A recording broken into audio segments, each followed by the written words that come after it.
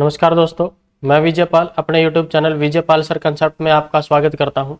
आज का हमारा पहला क्वेश्चन है 2000 रुपये पर 20% छूट और 10% और 10% की दो क्रमिक छूट, मतलब लगातार छूट, कंटिन्यू डिस्काउंट दे रखा है। छूटों में अंतर क्या होगा? एक तो 20% की छूट है और एक 10% और 10% की दो लगातार कंटिन्यू डिस्काउंट है। उनमें अंतर क्या होगा 2000 पर निकालेंगे तो देखो, ये तो 20% छूट है और 10% की छूट जो होगी, एक ही बार अगर इसकी छूट निकालें तो क्या होता है, इसका फॉर्मूला अपने पास कि एक बार x छूट है, एक बार y। इसको क्या लिख सकते हैं? छूट है तो मतलब संख्या कम हो रही है तो माइनस में लिखते हैं x माइनस y, और माइनस माइनस की गुणा प्लस होती है क्योंकि x गुणा y बटे 100 है यहाँ। तो इसमें वैल्यू पुट करते हैं तो यहाँ तो 10 है तो डायरेक्टली समझ में आ ही रहा है कि 10 गुणा 10 बटे 100। एक तो मेथड ये रहेगा अपने पास कि भाई माइनस के 20 हो जाएंगे, -10 और -10, और ये 10 गुणा 10 बटे 100 था तो ये प्लस का 1 बचेगा। तो यहाँ छूट होगी 19%। कितनी होगी? 19%। ये माइनस में आया तो मतलब घट रही है संख्या, मतलब छूट हो रही है। ये 20% है तो 1% का डिफरेंस है भाई। 2000 का 1% ज्ञात कर लो सीधा डायरेक्ट, तो कितना डिफरेंस रहेगा? 20 रुपये। एक तो ये है आपके पास मेथड, या फिर अलग से ये है कि 2000 का 20% ज्ञात करो अलग से आप लोग, सॉरी 20% ज्ञात करो। 20 से कम 20, 20 पंजे 100 है ना, 5 चौक 20, कितना आ जाएगा? 400 डायरेक्ट। और दो छूट लगातार 10%, 10%।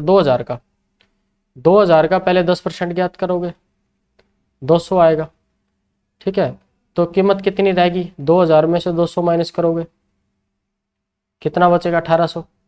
अब 1800 का एक बार और 10%, 1800 का, ठीक है, एक बार और 10% हो जाएगा। 1800 का 10% हो जाएगा, कितना होगा? 10%, 180। ठीक है, कितने बचे? 1800 में से 180 घटाओगे तो, ठीक है, 1620 बचेंगे। वहाँ कितने बच रहे थे? 400 छूट आई थी, यहाँ कितनी आई? 2000 में से 1620 घटाओगे, कितना आ गया? 380। तो 400 और 380 में कितना डिफरेंस है? 20 का। तो आप डायरेक्ट ही कर सकते थे यहाँ से कि भाई ये तो कितने परसेंट छूट के बराबर है? 20। ये कितने बराबर है? 19% छूट के बराबर बनेंगे एक ही बार करेंगे तो 1% छूट का मान कितना आ जाएगा? 20 रुपये। तो 20 का अंतर आ जाएगा, ये आपका आंसर आ जाएगा। क्लियर है? नेक्स्ट क्वेश्चन देखो, 25 अवलोकनों का माध्य, ठीक है, 25 अवलोकन दे दिए भाई, ठीक है, उनका क्या मतलब संख्याएं मान लेते हैं भाई, अवलोकन संख्याएं हैं कि 25 संख्याओं का माध्य जो है, मतलब औसत जो है 36 है। तो 25 संख्याओं का औसत दे दिया 36, तो इसको हम संख्या निकाल लें कितनी आएगी? 25 का 150, 15, 25 तिया 75 और 15 90। यानी यहाँ पर 25 संख्याओं का जो सम है वो कितना आ गया? 900 आ गया, क्योंकि औसत 36 दे रखा है। इन अवलोकनों में से यदि पहले 13 अवलोकनों का माध्य 32 है, पहले 13 संख्याएं जो है उनका माध्य 32 है, इनका जोड़ कितना आ जाएगा? 13 दूनी 26 और 13 तिया 39 और 2 41, 416। अंतिम 13 अवलोकनों का माध्य 40 है, अंतिम के 13 है ना, इनका जोड़ कितना आ जाएगा? 13 चौक 52, एक जीरो लगा दे। क्या किया है? 13 संख्याओं का औसत 32 था तो इनका जोड़ 416 आ गया। 13 संख्याओं का औसत कितना है? 40, इनका जोड़ कितना आ गया? 520। और ये 13 और 13 26 संख्याएं होगी, ठीक है, 13 संख्या दे रखी है, 26 संख्याओं का जो जोड़ है टोटल कितना आ जाएगा? 936। और यहाँ पर 25 संख्याएं दे रखी है, 25 संख्याओं का जोड़ कितना है?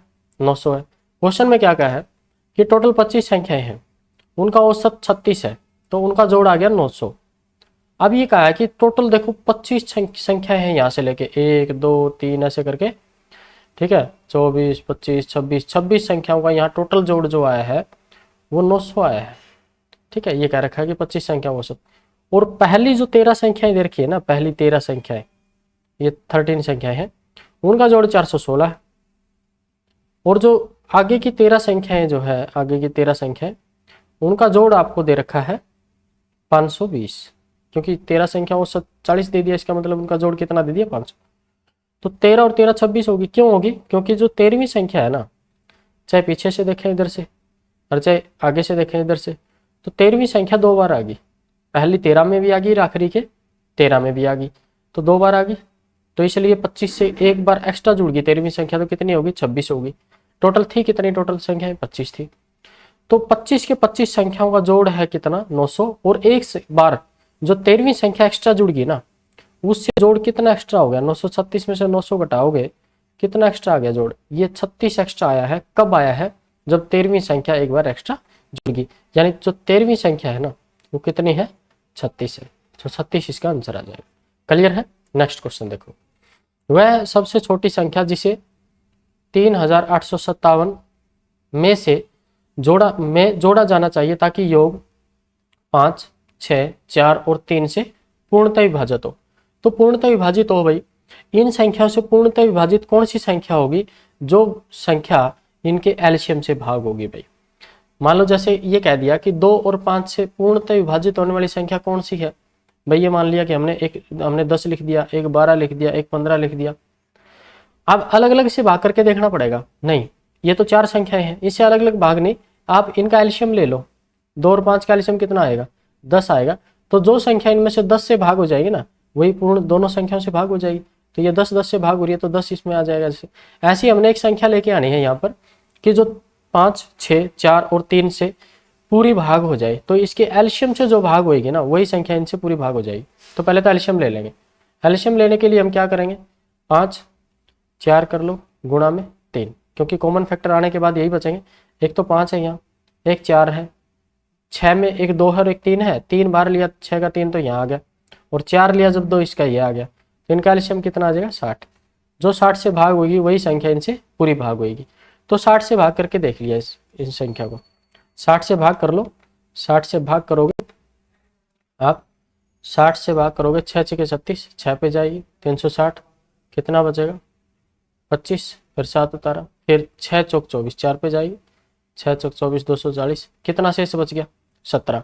ये कह रहे हैं या तो इस संख्या में से 17 घटा दें हम, मान लो तो वो पूरी पूरी भाग हो जाएगी क्योंकि शेष 17 बचा है। लेकिन ये कहा कि ताकि वह छोटी संख्या जिसे 3857 में जोड़ा जाना चाहिए, जोड़ना है इसमें। अब कितना जोड़ें कि ये 60 से भाग हो जाए। 17 तो पहले से एक्स्ट्रा है इसमें, 17 में कितना और जोड़ें कि ये 60 बन जाए, तो 43 और जोड़ दें। क्लियर है।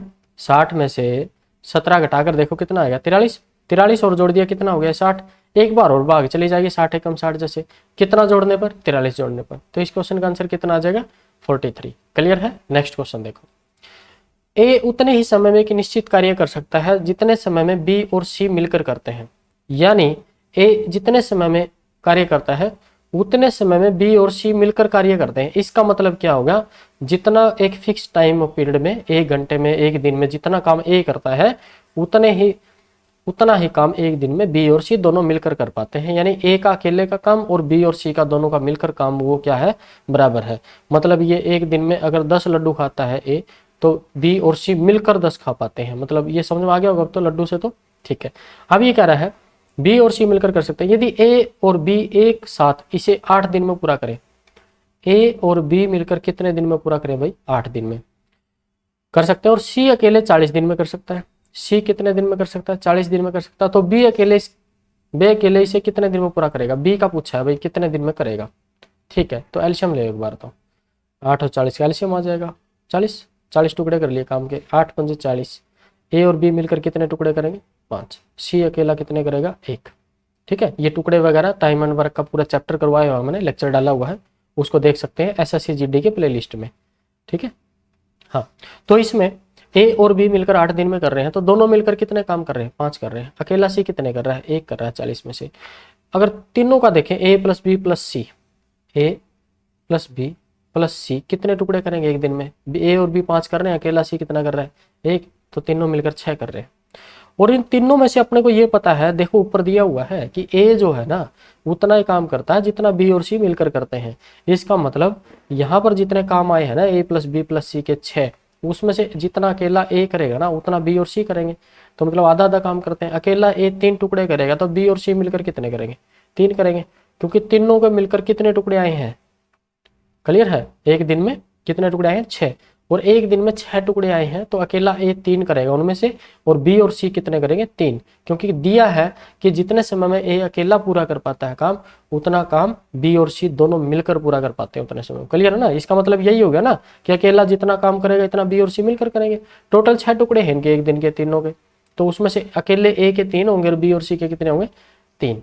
और यहाँ से क्लियर कट पता चल रहा है कि सी कितना करता है, हम 6 में से एक टुकड़ा करता है, और बी और सी कितने करते हैं 3। उसमें से यदि सी के हम एक टुकड़ा हटा दें 3 में से तो अकेले बी के नहीं बच जाएंगे दो टुकड़े। बात समझ में आ रही है। तो बी का ही पूछा उन्होंने कि अकेला बी उस काम को कितने दिन में पूरा करे। टोटल टुकड़े कितने हैं प्यारे बच्चों 40। अकेला ए कितने कर रहा है 2 टुकड़े, तो 40 को 2 से भाग करो कितना आएगा 20 दिन। तो अकेला बी जो है कितने दिन में काम पूरा कर देगा, बी का ही पूछा उन्होंने। तो बी अकेले इस काम को कितने दिन में करेगा, तो बी कितने दिन में कर देगा 20 दिन में। तो इस क्वेश्चन का आंसर कितना आ जाएगा 20। ठीक है, नेक्स्ट क्वेश्चन देखो।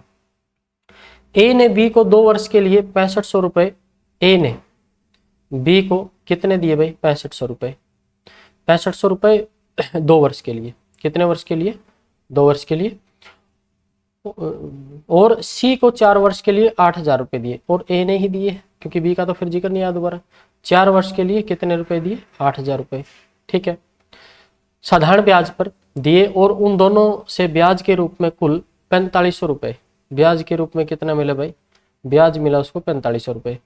ब्याज दर क्या है, चलो ठीक है साधारण ब्याज है, आपको पता है मूलधन पर ब्याज लगेगा।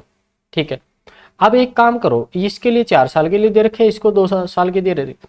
अब ये सारे के सारे पैसे हम 1 साल में बना लेते हैं। जैसे 2 साल, 1 साल 6500 पर ब्याज लगा, अगले साल भी कितने पे लगेगा 6500 पे ही लगेगा।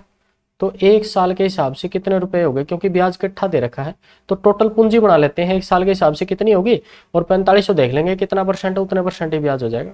ठीक है, 6 दूनी 12, 13000 तो ये हो गया 1 साल के हिसाब से, क्योंकि वो 13000 1 साल के लिए दे देता, चाहे 6500 2 साल के लिए दिए है तो ब्याज तो उतना ही बढ़ना था। फिर 1 साल के लिए 13000 दे देता और चाहे 6500 रुपए दे दिए उसने 2 साल के लिए, 1 साल का ब्याज लगा 6500 पे, अगले साल फिर 6500 पे लगा, तो कुल ब्याज कितने पे लग गया 2 साल का, 1 साल के हिसाब से देखेंगे तो 13000 रुपये। ऐसे ही 8000 हो गए 1 साल के, अगले साल फिर 8000 रुपये ब्याज, अगले साल फिर 8000 रुपये ब्याज, फिर अगले साल फिर 4 साल तक। तो हम 1 साल के हिसाब से मान के चलें कि कितने हजार रुपये ब्याज हो गया 32000 रुपये हो गया। 32 और 13 ये 32 और 13 जोड़ेंगे तो कुल कितना हो गया 1 साल के हिसाब से 45,000 रुपये हो गए। अगर वो दोनों को 45,000 रुपये दे देता है ना तो भी उसको ब्याज कितना मिलता 4500 रुपये मिलता 1 साल में। ठीक है, तो 45,000 का सीधा सीधा दिख रहा है भाई कितने प्रतिशत, आपको दिख ही रहा होगा, अंदाजा आ ही गया, आप लोग इतने तो समझदार हो ही, तो आपको पता है कि कितने परसेंट है ये 10%।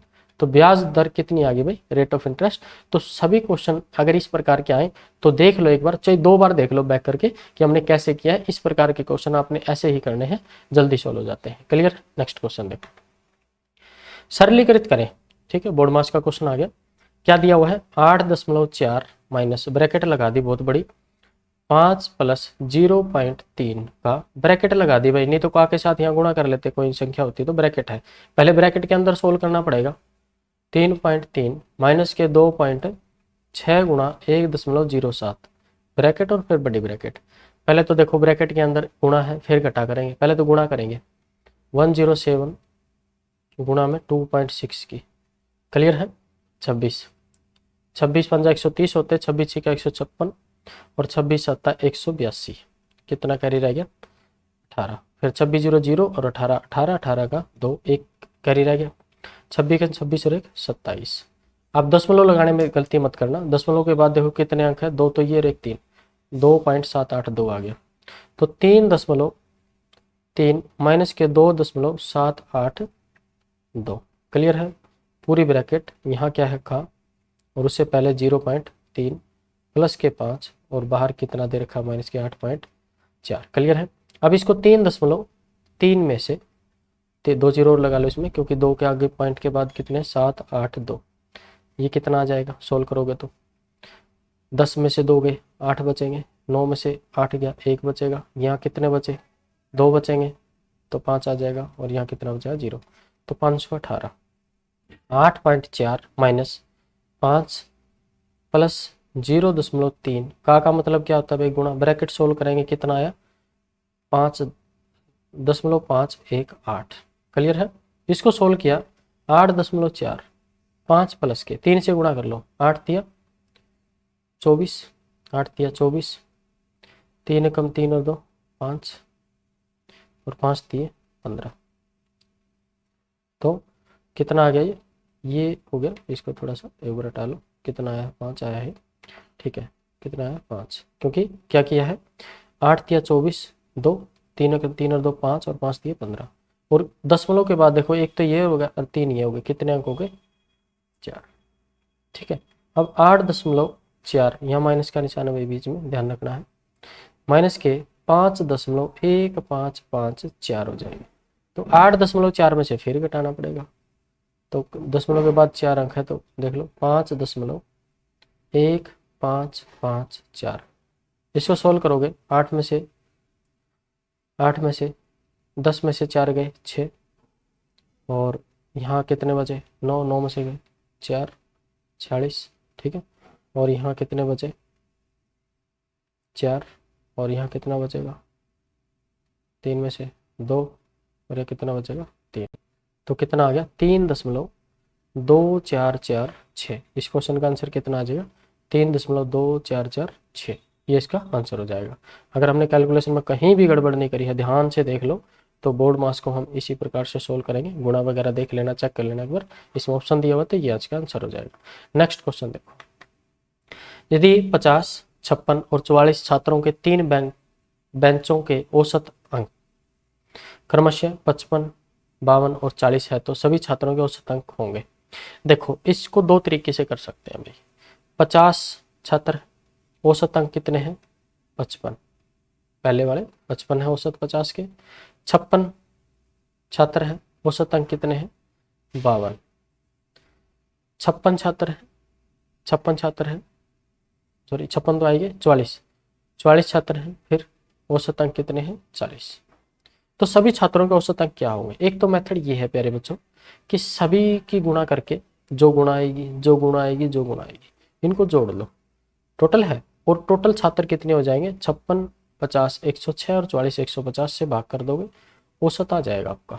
क्लियर है, एक तो मेथड ये है, या एक मेथड ऐसे है बिल्कुल सिंपल तरीके से हो जाएगा, जैसे 50 छात्र हैं, 56 छात्र हैं और 44 छात्र हैं, 50 छात्रों का पहले का 55 औसत दे रखा है, 52 दे रखा है, और आखिरी 44 का 40 दे रखा है। तो इसमें एक काम कर सकते हो आप लोग, औसत के अंदर ध्यान से देखो, मिनिमम औसत कितना है 40 है, तो 40 औसत तो सब में है भाई, 55 वाले 15 एक्स्ट्रा है 40 से, और इसमें 40 से कितना एक्स्ट्रा 12 एक्स्ट्रा है, अगर ये 12 औसत ऊपर से एक्स्ट्रा हटा दे तो 40 तो सबका है ना, 40 औसत तो सबका है। 40 के अलावा अब इसमें 56 छात्रों का 12 का औसत अलग रह गया, तो वो थोड़ा सा अलग कर लो एक बार, क्या होगा कि जैसे 56 छात्र है, 12 का औसत एक्स्ट्रा है, तो वो अंक इनके है ना, इस ग्रुप के एक्स्ट्रा है, जो सब में बंटेंगे तो औसत सबका आ जाएगा, तो 12 6 72 7, 12 5 60 और 7 67, 672 अंक तो इनके एक्स्ट्रा है। और ये 50 छात्र हैं प्यारे बच्चों, कितने हैं 50, 40 का औसत तो है, 40 के अलावा कितने अंक एक्स्ट्रा हैं यहाँ 50 बच्चों के 15, तो 15 बच्चों के 50 बच्चों के 15 अंक एक्स्ट्रा हैं 40 के औसत से, तो 15 बचे 75, 750 अंक इनके एक्स्ट्रा हो, टोटल अंक जो है 40 औसत से कितने एक्स्ट्रा हो गए 1422, 2 7 5 12 7 6 13 1 14, 1422 अंक एक्स्ट्रा है। ये 1422 सभी के सभी छात्रों में बट जाएंगे, कितने छात्र हैं 150 में बांट दो इसको 150 में, ठीक है, जैसे ये 9 से 3 से कटेगा, 3 चौक 12, 6 से भी कट जाएगा, 6 दूनी 12, ठीक है, और 6 3 18, 6 7 42, 6 दूनी 12 और 6 5 30, ठीक है, और इसको काटोगे तो कितना हो जाएगा 25 निमा 225, 12 बचेगा 0, 25 चौक 100 और 25 8 200, दशमलव में आ जाएगा, ठीक है, कितना आ जाएगा 25 जैसे ये 237 था और 25 निमा 225 था, तो 9.48 आ गया, 9.48, और जो ऊपर के एक्स्ट्रा जो अंक थे उनसे हो गया, तो कितना हो गया ये 49.48, तो इसका आंसर कितना आ गया 49.48 आ गया। क्लियर है, नहीं तो आप इनकी गुणा करके सबकी गुणा करके सबको जोड़ के और 150 से भाग दे दो, आपको आंसर यही मिल जाएगा। क्लियर है। अब नेक्स्ट क्वेश्चन देखो, दो संख्याएं 2:3 में, ठीक है भाई, में है, यदि पहली से 50 घटाया जाए, इसमें से 50 घटा दें तो दूसरी में 50 जोड़ दें, ये कह रहा है दूसरे में 50 जोड़ा जाए तो अनुपात 1:4 हो जाता है, ठीक बात है, इसमें से 50 घटा दिया, इसमें 50 जोड़ दिया, 50 मूल संख्या का योग क्या है तो आप ये देखो मूल संख्याओं का योग क्या है, दोनों संख्याओं का जोड़ पूछ रखा है। देखो भाई यहाँ पर एक चीज है, इसमें एक खास बात है, इसमें इसमें 2 से देखो 2:3 था और 1:4 था। एक बात बताओ, इसमें से 50 हटा दिया, इसमें 50 जोड़ दिया, दोनों संख्याओं का जोड़ जहां यहाँ है ना, इतना इतना ही यहाँ होगा। क्लियर है? यहाँ कितने टुकड़े हैं? 5। यहाँ कितने हैं? 5। यानी एक टुकड़े का मान जितना यहाँ ना, यहाँ भी उतना ही है। ये 50 घटाने पर जो पहली संख्या के 2 टुकड़े से 1 हो गया, और 50 जोड़ने से 3 टुकड़े से कितने टुकड़े हो गए? 4। तो यहाँ से क्लियर कट पता चल रहा है प्यारे बच्चों की एक टुकड़े का मान 50 है। तो 50 2 टुकड़ों का कितना हो जाएगा? 100। और यहाँ 3 टुकड़ों का कितना हो जाएगा? 150।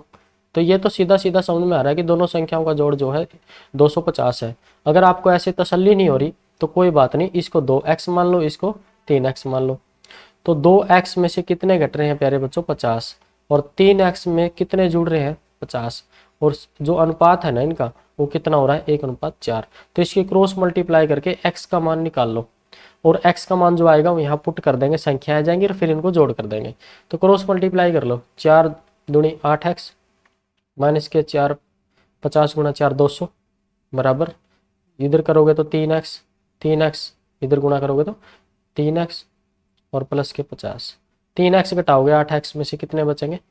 5x। और ये 200 उधर जाकर 50 में जुड़ेंगे तो 250। समझ आ रहा होगा ये चीज़ें, ये उधर जाकर जुड़ जाएंगे और ये 3x इधर आकर माइनस हो जाएंगे, तो 5x बचेगा। तो x बराबर कितना बचेगा? 5 एकम 5, 5 पंचे 50। तो x का मान कितना आ गया प्यारे बच्चों? 50। 50 होना, इनमें वैल्यू पुट कर दो। तो 2x था, x का मान 50 आया। दूसरी संख्या कितनी है? दूसरी है 3 गुणा x का मान 50। तो पहली संख्या 50 दूनी 100 होगी, दूसरी संख्या 150, तो जोड़ कितना आ गया? 250। तो वो पहले ही आ गया था अपना। क्लियर है? तो आप ऐसे भी कर सकते हो, कोई बात नहीं, कोई भी मेथड आपको ठीक लग सकता है। नेक्स्ट क्वेश्चन देखो। एक व्यक्ति 10 किलोमीटर प्रति घंटे की गति से कल्याण से मुंबई जाता है। ठीक है, एक कल्याण है भाई के से, और एम से मुंबई लिख लिया हमने। 10 किलोमीटर प्रति घंटे की गति से जाता है।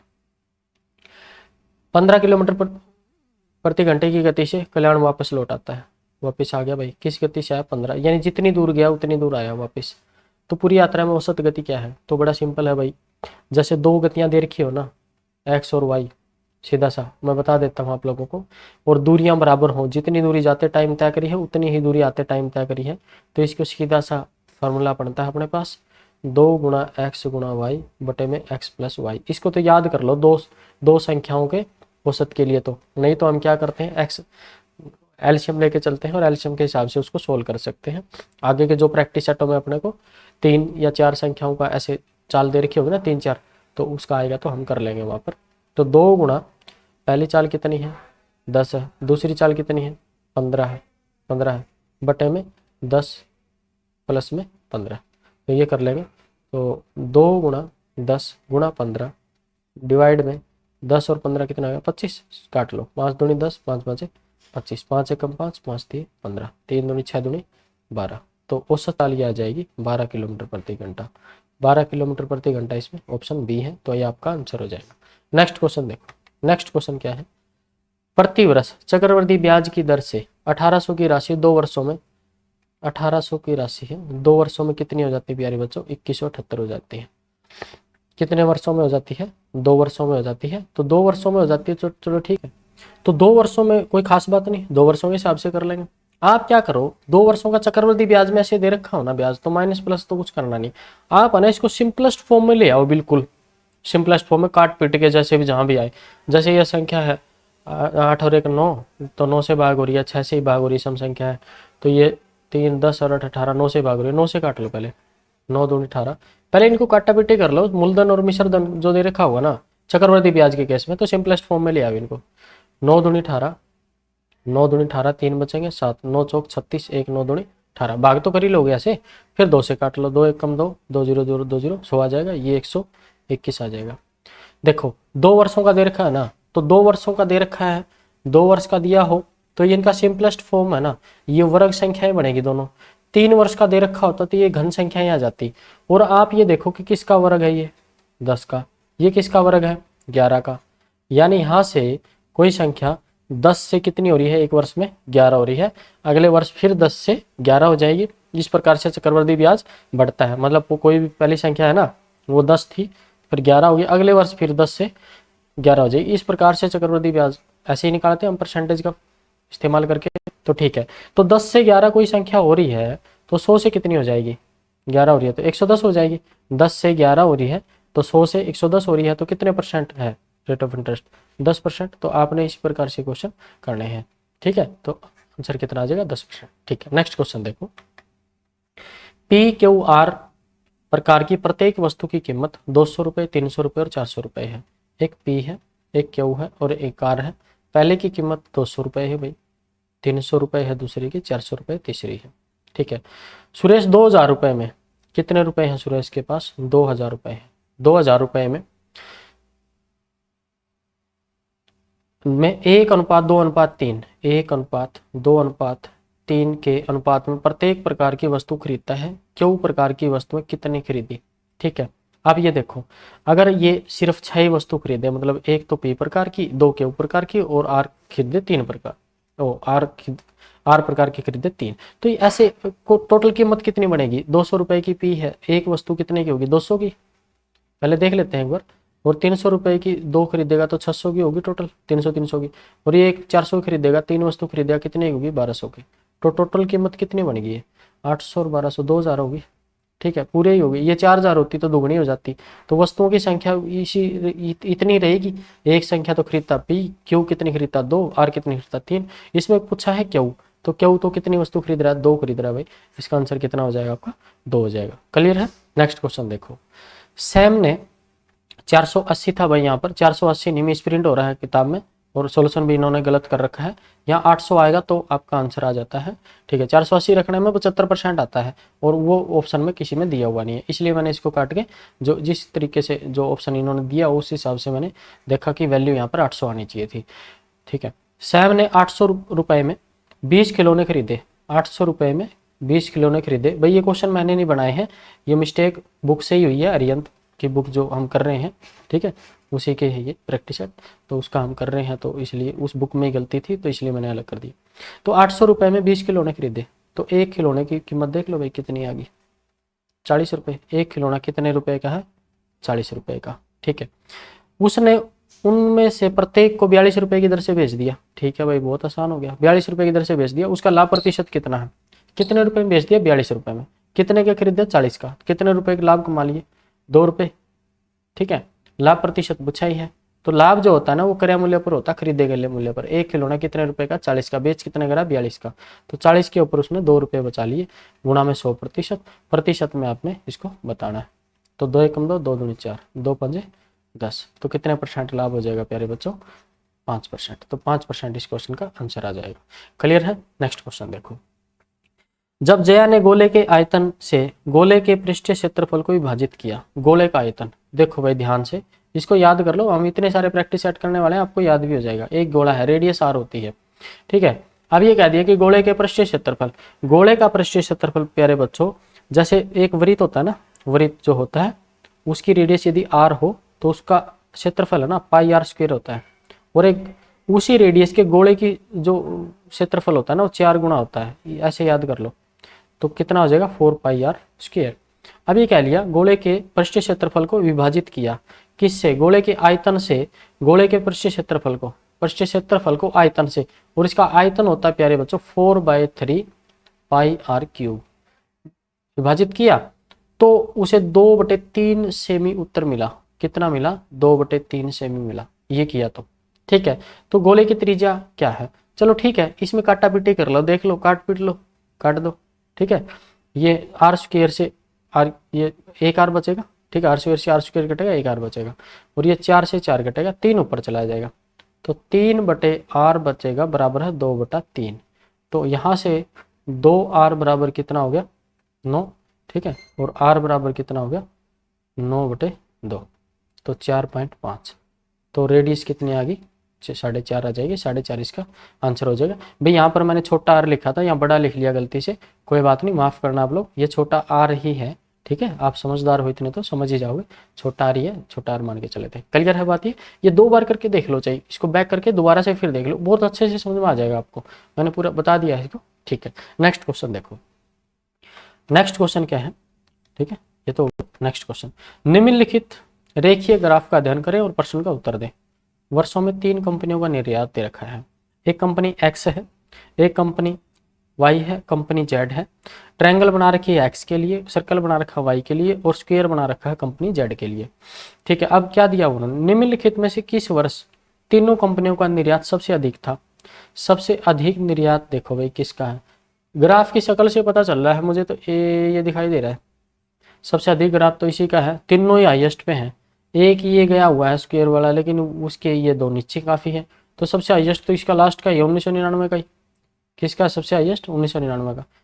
ठीक है, तो 99 को टिक कर दो, आगे बढ़ जाओ। नहीं, अगर सेम से होते सारे ही तो सबको हमने अलग अलग से जोड़ना पड़ता, फिर उसमें से देखने पड़ते कि किसके ज़्यादा है। इसमें तो दिख रहा है भाई, देखो ऐसा नहीं है कि मैंने पहले से उत्तर का पता है, कुछ ऐसा है तो ग्राफ में आपको आइडिया भी लग रहा होगा। देखो सबसे ज़्यादा ये लास्ट के 3 दिख ही रहे हैं, तो वो 1999 का है लास्ट वाला, तो ये 1999 इसका उत्तर आ जाएगा। नेक्स्ट क्वेश्चन देखो, निम्नलिखित रेखीय ग्राफ का अध्ययन करें और प्रश्न का उत्तर दें। चलो ठीक है, अध्ययन तो क्या करना, पहले ये देख लो कि इसमें क्या क्या कंपनी एक्स वाई जेड वही दे रखी है ना, वही ग्राफ है। उसमें क्वेश्चन पूछ लिया अगला, तीनों कंपनियों के 1994 में औसत निर्यात, 1994 भाई दूसरे नंबर पे है, और 1995 तीसरे नंबर पे। औसत निर्यात के बीच क्या अंतर है, 3 कंपनियों का औसत पूछ रखा है उन्होंने, औसत निर्यात। पहले ये देख लो कि उनका 1994 का है कितना। 1994 का देखो 40, ये 40 पर है, और ये दूसरा सर्कल वाला ये 60 है, और ये कितना है 90 है। तो कितना हो गया टोटल, 90 40 130, ये 190 होगा। 1994 का तो 190 है। ठीक है, 1994 का तो 190 है, और 1995 का देखो कितना है। 1995 का ये हो जाएगा, ये 40 है, और यहाँ कितना है 60 है, और ये कितना है 120। 40 120 40 और 60 100, और 120 220 है भाई इसका। 3 कंपनियों का है, तो तीनों कंपनियों में अंतर कितना है 30 का, और 3 कंपनियों का तो प्रत्येक कंपनी का औसत अंतर कितना है 10 का, तो 10 इसका क्वेश्चन का आंसर आ जाएगा। क्लियर है। नेक्स्ट क्वेश्चन, औसत का डिफरेंस, टोटल डिफरेंस नहीं पूछा, टोटल डिफरेंस तो इनका 30 का है, लेकिन 3 कंपनियां होगी ना, तो औसत अंतर पूछा है तो 3 से भाग करेंगे ना इसको। क्लियर है, क्योंकि 30 भी ऑप्शन में है तो गलती से 30 को टिक मत कर देना। उन्होंने एवरेज औसत पूछा है, एवरेज अच्छा है, ठीक है, एवरेज औसत के बीच अंतर पूछा है, तो अलग अलग से एवरेज निकाल के फिर भी करते तो भी 10 आता, और इकट्ठा जोड़ के हमने अंतर निकाल के 3 से भाग कर दिया तो फर्क नहीं पड़ेगा, आंसर वही आएगा। नेक्स्ट क्वेश्चन देखो, अपनी वास्तविक गति के 3/8, ठीक है, पहले 8 थी तो गति अब 3 होगी, यात्रा करने वाली एक कार को 2 घंटे 10 मिनट 2 घंटे 10 मिनट में 65 किलोमीटर की दूरी, अपनी वास्तविक गति के 3/8 पर यात्रा करने वाली एक कार 2 घंटे 10 मिनट में 65 किलोमीटर की दूरी तय करती है। चलो ठीक है, 2 घंटे 10 मिनट में 65 किलोमीटर दूरी तय करती है, जब यात्रा कितनी हो जाती है 3/8। कार की वास्तविक गति क्या, चलो ठीक है, पहले तो ये देख लेते हैं हम, ये 3/8 का हिसाब बाद में करेंगे, पहले तो 65 किलोमीटर दूरी तय करी है इसने। कितनी दूरी तय करी है 65 किलोमीटर, ठीक है, कितने समय में 2 घंटे 10 मिनट में। इसको पूरे को घंटे में बदलो भाई, 10/60 करके, ठीक है, तो 6 दूनी 12 और 13/6 घंटे हो गए। 13/6 घंटे, चाल कितनी आ गई 13/6, 6 घंटे आ गया, किलोमीटर प्रति घंटे में 6 ऊपर चला जाएगा, 6 को ऊपर ले जाओ।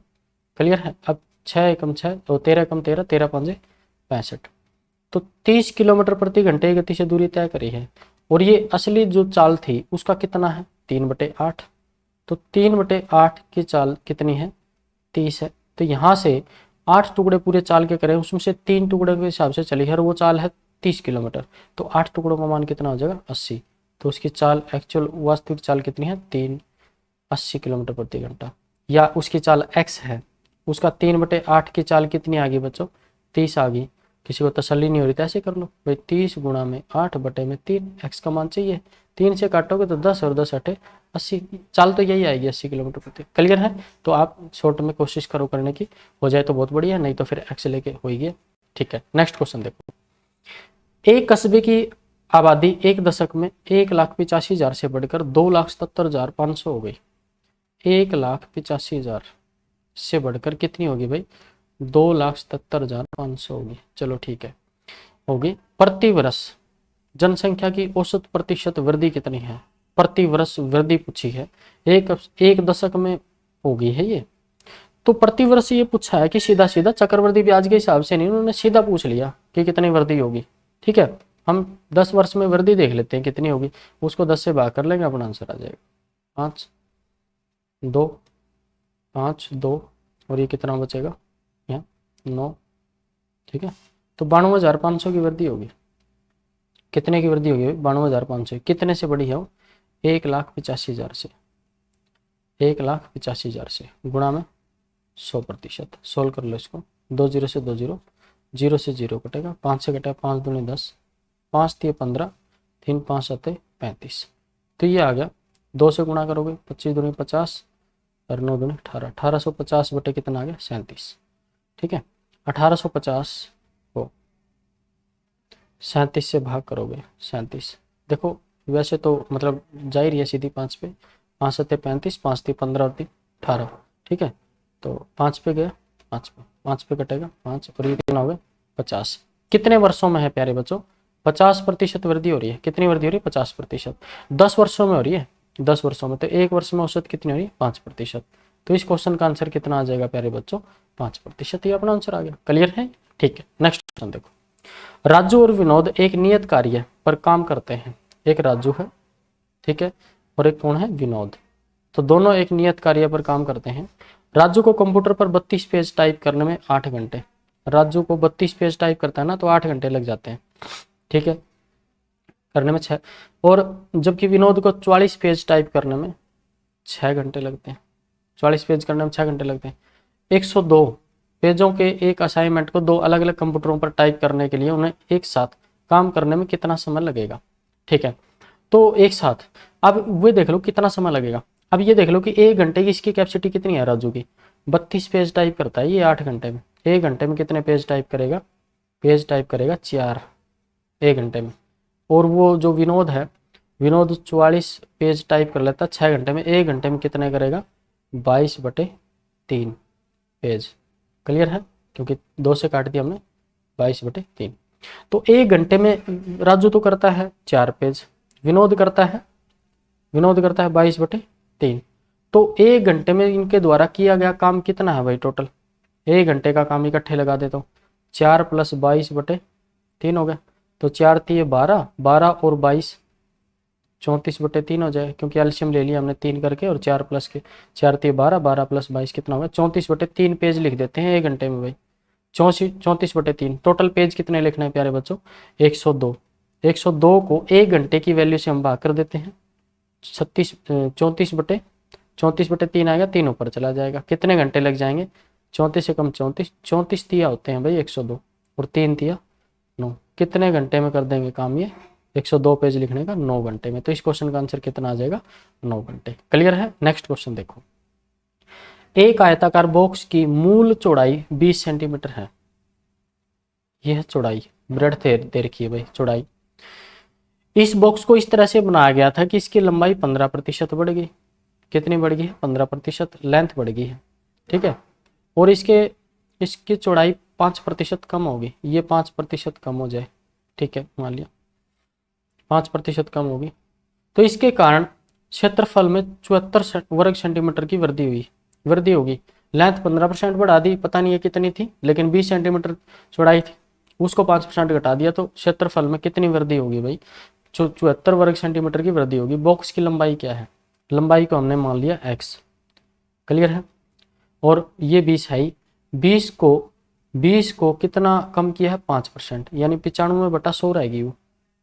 इसको 100 कर लोगे, इसको सोल्व कर लोगे, 20 से कम 20, 20 × 5 100, 5 से कम 5, 19 × 5 95, तो 19 सेंटीमीटर चौड़ाई रहेगी। पहले कितनी थी? 20, और लंबाई हमने मान ली x। तो पहले उसका क्षेत्रफल था ना, उसका क्षेत्रफल था लंबाई गुणा चौड़ाई, यानी 20 × x। क्लियर है? अब उसकी लंबाई तो 15% बढ़ गई, तो 15% बढ़ गई, तो x गुणा में 115/100 होगी। तो 20 × 5 100 होते हैं, और 23 × 5 115 होते हैं। तो कितनी होगी है लंबाई? 23/20x। क्लियर है? ये 23 है, 23 पे कटेगा, ये 20 पे कटेगा x। ये लंबाई, अब नई लंबाई कितनी होगी? 23/20x। और चौड़ाई कितनी होगी है? 19। चौड़ाई कितनी होगी है? 19 सेंटीमीटर।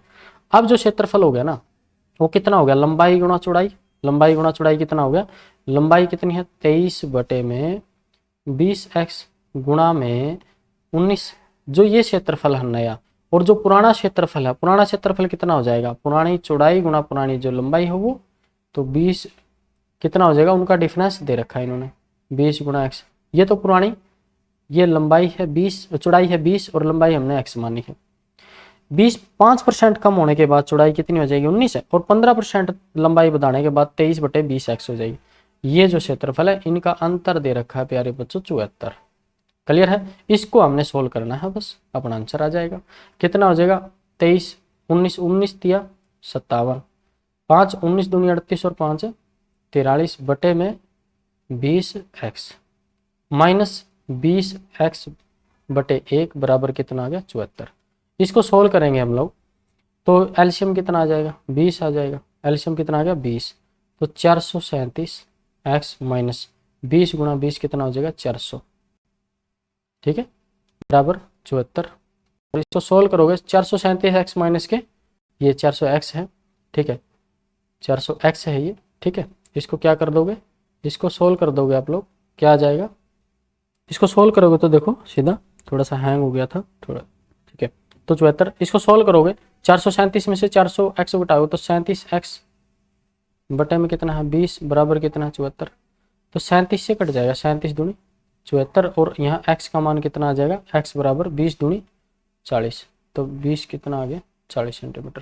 तो लंबाई कितनी आ गई भाई, लंबाई पूछी है 40 सेंटीमीटर, तो आंसर कितना आ जाएगा 40 सेंटीमीटर। क्लियर है, ठीक है। नेक्स्ट क्वेश्चन देखो, ए बी और सी का औसत वजन, ठीक है, 55 किलोग्राम है, ए प्लस बी प्लस सी, ठीक है, इनका औसत वजन 55 किलोग्राम है, तीनों का वजन गुणा 3 इतना हो जाएगा। देखते हैं क्या दिया है, ए और बी का वजन 52 किलोग्राम है, ए औसत, ए और बी का वजन 52 किलोग्राम और बी और सी का औसत वजन 48 किलोग्राम। ए और बी का ये औसत वजन है भाई, औसत वजन होगा ये जरूर, औसत वजन, ठीक है, 52 किलोग्राम है, ए और बी का 52 किलोग्राम औसत वजन है, और बी और सी का औसत वजन जो है 48 किलोग्राम है, कुछ ये औसत वजन ही मिलेगा यहाँ पर, ठीक है। तो ए और बी का दोनों का कुल जोड़ कितना हो जाएगा वजन का 104 किलो, और बी और सी का दोनों का कितना हो जाएगा, क्योंकि औसत है ना ये, तो एक एक का, तो 48 दूनी 96 किलो, और ये तीनों का वजन कितना है 165 किलो हो जाएगा। 55 गुणा में 5 दिए 15 1 5 दिए 15 1 16 165, तो तीनों का वजन है ना, ए प्लस बी प्लस सी का वजन 165 किलो है, और यहाँ से ये देखोगे A plus B plus B plus C, A plus B का 104 है, बी प्लस सी का 96 है, तो A plus B plus B plus C इन दोनों को जोड़ दें तो हम ये आएगा, इनका टोटल वजन कितना हो गया 200 किलो, कितना हो गया 200 किलो। इसे कहा कि बी का वजन क्या है, बी का वजन पूछा है इन्होंने, तो उसमें से A plus B plus B plus C का वजन 200 किलो है, और A plus B plus C, A plus B plus C का वजन है 165 किलो। तो यदि हम इनमें घटा दें ये ए बी और सी, ए से एक ए कटेगा, एक ए से बी कटेगा, सी से सी कटेगा, तो बी का वजन नहीं आ जाएगा यहाँ पर, कितना आ जाएगा 200 में से 165 घटाओगे 35 किलो, तो बी का वजन कितना आ गया 35 किलो, तो 35 इस क्वेश्चन का आंसर आ जाएगा। क्लियर है। नेक्स्ट क्वेश्चन देखो, नेक्स्ट क्वेश्चन क्या हो जाएगा, नेक्स्ट क्वेश्चन है सरलीकृत करें, 25 माइनस 48 भाग 6 दे रखा है, या भाग कर लो 6, प्लस में 12 गुणा 2, वैसे 24 लिख देते हैं डायरेक्टली, 6 कम 6 6 8 48, कितना आ गया 25 माइनस के 8 और प्लस के 12 दूनी 24, 24 और 25 कितने हो जाएंगे 49 में से 8 घटाओ, कितना आ जाएगा भाई 41। इस क्वेश्चन का आंसर अपना कितना आ जाएगा 41। तो प्रैक्टिस सेट में दिया हुआ है, क्या कर सकते हैं, आसान क्वेश्चन है। तो नेक्स्ट क्वेश्चन देखो, निम्नलिखित रेखीय ग्राफ का अध्ययन करें, निम्नलिखित ग्राफ का अध्ययन करें और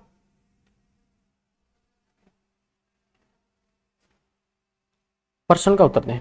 3 वर्षों में 3 कंपनियां से निर्यात करोड़ रुपए में है, करोड़ों में है, ये दिया हुआ है, ये 3 कंपनियां दे रखी है XYZ। तो क्वेश्चन देख लो, क्या किस वर्ष में कंपनी Y और Z के निर्यात के बीच का अंतर अधिकतम है। तो देखो Y और Z में अंतर, सबसे ज्यादा अंतर है देखो यहाँ नजर आ रहा है, सर्कल वाली Y है, ठीक है, और ये स्क्वायर वाली क्या है, जेड है। तो जेड और वाई में ये अंतर दिखाई दे रहा है सबसे ज़्यादा, इतना तो कहीं भी नहीं है, तो यही है। ये कौन सी साल दे रखी है, 1995 है। तो 1995 का सबसे ज़्यादा अंतर है, आंसर डी आ जाएगा भाई। नेक्स्ट क्वेश्चन देखो, कागज का भार 55 किलोग्राम 55 रुपये प्रति किलोग्राम है भाई, ठीक है।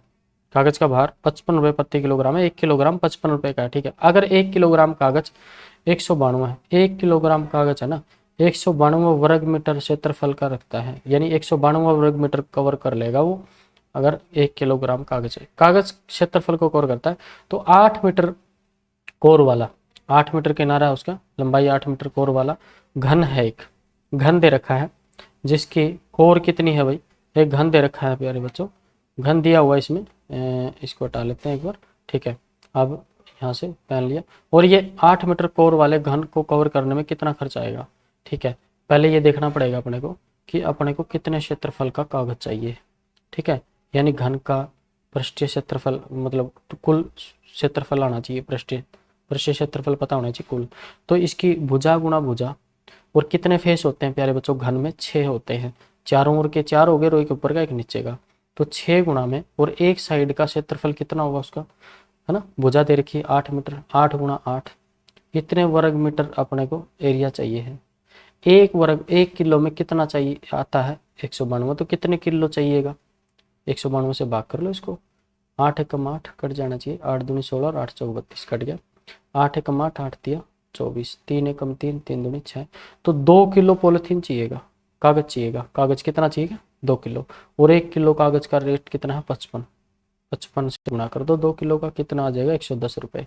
तो कितने रुपए का कागज खर्च होगा भाई, 110 रुपये का खर्च होगा। क्लियर है। नेक्स्ट क्वेश्चन देखो, 840 में 17 गेंदे बेचने पर 840 रुपये में कितनी गेंदे बेची प्यारे बच्चों, 17 गेंदे बेच दी, 17 गेंद बेच दी भाई, ठीक है। बेचने पर 5 गेंदों के क्रय मूल्य के बराबर, 5 गेंदों के क्रय मूल्य के बराबर, जितना 5 गेंदों का क्रय मूल्य है ना उतना नुकसान हो गया, ठीक है। कितना नुकसान हो गया, 5 गेंदों के क्रय मूल्य के बराबर। एक गेंद का क्रय मूल्य कितना है मेरे प्यारे बच्चों, 17 गेंद बेच रहे हैं ना, 17 गेंद बेच रहे हैं, कितने रुपए की, 840 रुपए की। तो कितनी गेंदों के क्रय मूल्य के बराबर आनी होगी, 5 गेंदों के। इसका मतलब कितनी गेंदों का मूल्य पूरा हो पाया, 12 गेंदों का क्रय मूल्य पूरा हो पाया, यानी 840 रुपए में कितनी गेंदें आई थी, 12 गेंदें आई थी, ठीक है। अब ये कह रहा है कि गेंद का क्रय मूल्य कितना है, तो पता चल गया अपने को कि 840 रुपए में 12 गेंदें आई थी, तो एक गेंद का मूल्य 12 सत्ते 84, 1200, यानी एक गेंद का मूल्य कितना था, 70 रुपये था। क्योंकि जब 17 गेंदें बेची उसने, और जब हिसाब करके देखा, हिसाब करने के बाद पता चला यार इतने में तो 5 गेंदे जितने में खरीदी थे ना उतना तो नुकसान हो गया। इसका मतलब 17 गेंदे बेचने के बाद 5 गेंदों का नुकसान हो गया, इसका मतलब 12 ही गेंदों की कीमत हुई है पूरी, और वो कितनी है, 840 रुपये है। तो एक गेंद का मूल्य 70 रुपये आ गया, तो इसका आंसर कितना आ जाएगा, 70 रुपये। तो इस क्वेश्चन को इस प्रकार से ही करेंगे। नेक्स्ट क्वेश्चन देखो, हाँ क्या कह रहा है क्वेश्चन में कि पिता और पुत्र की वर्तमान आयु का अनुपात 4:1 है। कितना अनुपात है, 4:1। और 5 वर्ष पहले उनकी आयु का अनुपात कितना था प्यारे बच्चों, 7:1 था। पुत्र की वर्तमान आयु क्या है, तो एक बात बताओ, 5 वर्ष पहले उनकी आयु का अनुपात 7:1 है। कितने वर्ष पहले, 5 वर्ष, ठीक है। कितने वर्ष पहले, 5 वर्ष पहले की बात कर रहा हूँ, कब की कर रहा, 5 वर्ष पहले। तो वो कह रहा है कि पुत्र की वर्तमान आयु बताइए, तो पुत्र की 5 वर्ष पहले ही उनकी आयु का कितना था अनुपात, 7:1 था। तो 3 वर्ष तो वर्तमान आयु नहीं हो सकती। क्यों नहीं हो सकती, क्योंकि 5 वर्ष पहले ही पैदा हो चुका था वो, मतलब कुछ सालों का था, क्योंकि तभी तो अनुपात निकला होगा। और 5 भी नहीं होगा, क्योंकि 5 वर्ष पहले तो वो 0 वर्ष का था, पैदा ही हुआ था, तो उस टाइम भी अनुपात निकलने का कोई मतलब नहीं है। तो उत्तर किस में से है, 10 और 8 में से। एक तो मेथड ये बता रहा हूँ मैं, फिर एक्स लेके भी करेंगे, ठीक है। अब 8 मान के चलो, मान लो कि वर्तमान आयु मान लो 8 है, ठीक है। तो वर्तमान आयु 8 है, तो वर्तमान का अनुपात कितना दे रखा है, पिता और पुत्र की वर्तमान आयु का अनुपात 4:1 है मान लो, ठीक है। दे ही रखा 4:1। अगर ये 4:1 है तो पुत्र की आयु 8 है, तो पिता की कितनी होगी, 32 होगी, 8 चौक 32। और ये देखो करंट में ये होगी 32 और 8। अब 5 वर्ष पहले देख लो कि 5 वर्ष पहले वो अनुपात बन रहा है क्या, 7:1। 5 में से 8 में से 5 घटाओगे 3, और 32 में से 5 घटाओ कितना आया 27, तो 3 एकम 3, 3 एम 27, 9:1 हो गया। तो ये तो नहीं होगा, तो आंसर कितना है 10। 10 को क्रॉस चेक करके देख लो, चाहे 4:1 है तो पुत्र की आयु अगर 10 वर्ष है तो पिता की कितनी होगी 40, तो 5 वर्ष पहले पुत्र की कितनी होगी 5, और 5 वर्ष पहले पिता की कितनी रही होगी 5, 5 5 7 35। यहाँ से बिल्कुल सेटिंग बैठ रही है, तो 10 ही उत्तर है। या फिर ऐसे कर सकते हो आप, है ना, कि वर्तमान आयु का अनुपात है ना 4:1 है, तो 4x और x इतनी आयु है इनकी, तो 4x बटे में x। 5 वर्ष पहले 4x - 5 x - 5 बराबर कितनी है आयु 7/1। यहाँ से x का मान निकाल लो, वहाँ पुट कर दो, तो आंसर आपका आ जाएगा। क्लियर है? तो ये थे आज के क्वेश्चन। तो प्यारे दोस्तों, तो मैं ये कहूँगा कि देखो SSC GD का हमने पूरा इस बुक का, SSC GD अरिहंत की ये बुक है, इसका कंप्लीट सॉल्यूशन है ना, कंप्लीट सॉल्यूशन अपने यूट्यूब चैनल पर प्ले लिस्ट में डाला हुआ है। कंप्लीट सारे चैप्टरों का 14 चैप्टर दे रखे हैं इसमें, और काफ़ी सारे चैप्टर मिक्स करके दे रखे हैं, जैसे टाइम एंड डिस्टेंस, ट्रेन और बोट, और SI एंड CI, ठीक है, परसेंटेज एंड प्रॉफिट लॉस, ये काफ़ी सारे चैप्टर मिक्स करके दे रखे हैं। तो उसके 14 चैप्टर 14 चैप्टर मैंने अपलोड कर रखे हैं, वो देख लियो। और आज का ये दूसरा प्रैक्टिस सेट है, ऐसे ही डेली आपको एक प्रैक्टिस सेट मिलेगा। तो थोड़ी सी आपकी मेहरबानी कि आप अपने चैनल को, है ना, जितना ज़्यादा से ज़्यादा हो शेयर कर लें, और सब्सक्राइब नहीं किया तो सब्सक्राइब कर लें, क्योंकि RS अग्रवाल बुक भी हम शुरू करने वाले हैं। हमारा मिशन ही ये है कि हम क्या करें, प्रोवाइड कंप्लीट मैथ पूरा करवाएं। तो प्यारे दोस्तों, मैं 2014 से SSC CGL के बच्चों को पढ़ा रहा हूँ, SSC के बच्चों को, तो आपको कोई दिक्कत नहीं है। RS अग्रवाल को बहुत अच्छे तरीके से सोल्व करवाएंगे, ठीक है। तो जितना हो सके आसपास के अपने मित्रों को भी बताएं और उनसे सब्सक्राइब भी करवाएं। तो हम SSC लेवल का मैथ कर रहे हैं। RS अग्रवाल की बुक अच्छी है, बेसिक अच्छा है, उसमें बेसिक अच्छा दिया हुआ है, तो बहुत अच्छे मेथड से सोल्व करवाएंगे। और आपको अगर अपनी वीडियो पसंद आ रही है तो ज़रूर अपने चैनल को जितना हो सके ज़्यादा से ज़्यादा शेयर करें और चैनल को सब्सक्राइब कर लें। और साथ के साथ इसमें अपना फेसबुक पेज भी है, विजय पाल सर कंसेप्ट के नाम से ही है फेसबुक, उसको लाइक कीजिए, वहाँ भी इंफॉर्मेशन मिलती है।